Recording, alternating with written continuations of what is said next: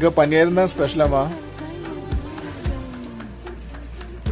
இல்ல சாதா இது மாதிரி தோசை இட்லி அப்படியெல்லாம் இருக்காதுல்ல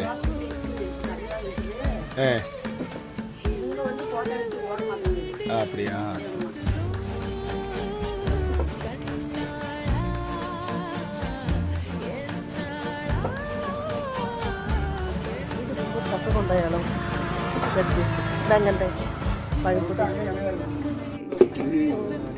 தனி மரியாதை